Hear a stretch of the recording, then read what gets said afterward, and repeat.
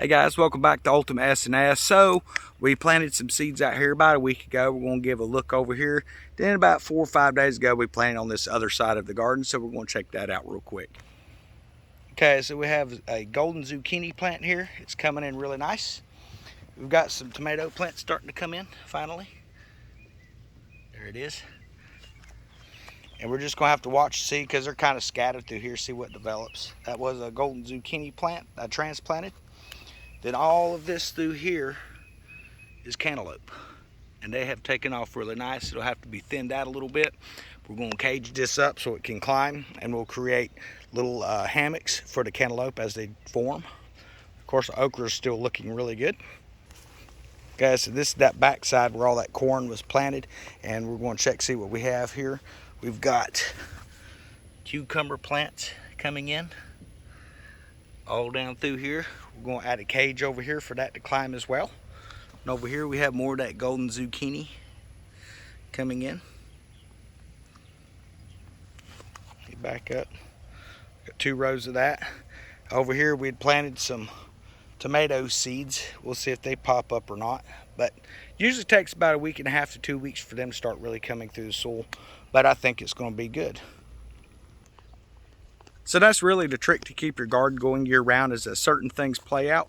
You want to start fertilizing your ground. You want to get your seeds back in the ground, or your plants.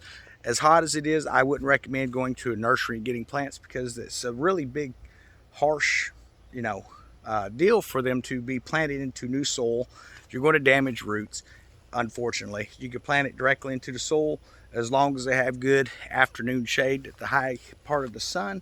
Your seedlings should make it just fine, like the tomato plants that are popping up over there. But we came through over here. We did a real heavy pruning over here, opened these plants up quite a bit, and it really paid off, because we've got a couple zucchini coming in now. We got a lot more plants coming in ready to flower, and that really just helped bolster them.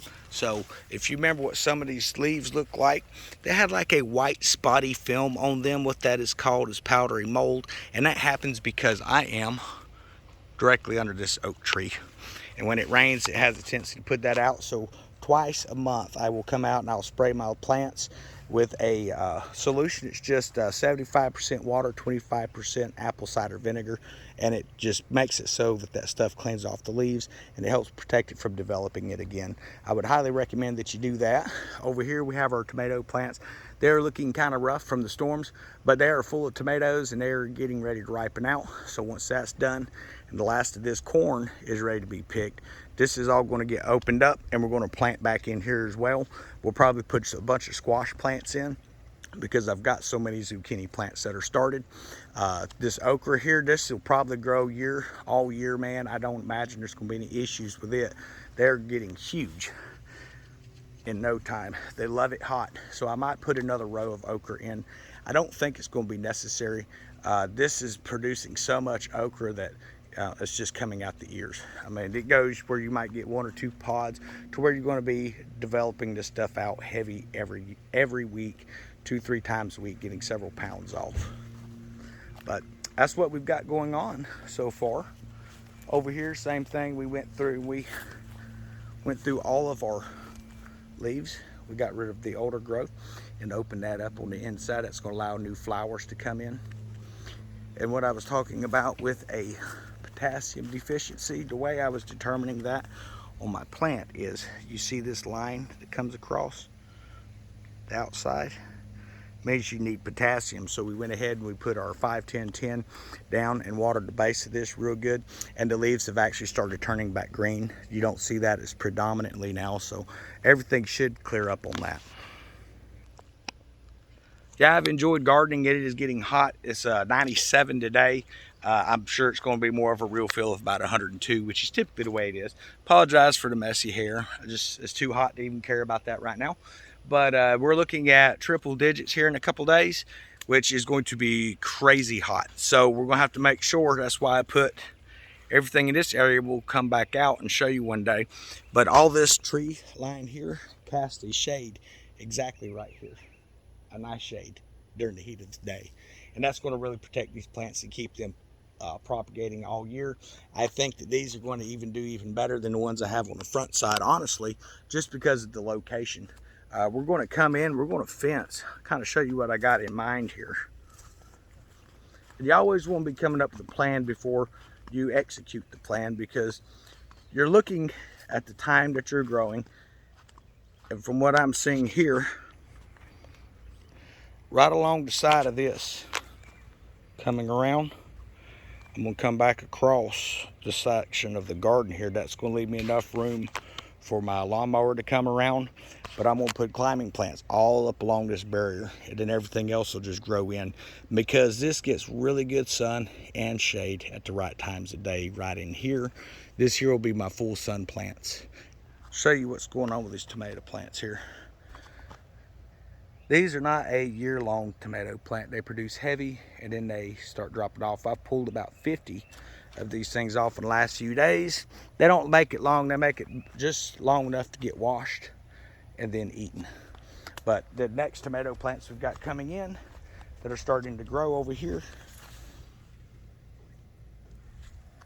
they will produce year-round. They're indeterminate, so we're going to have to make sure that we stake them and give them a pole.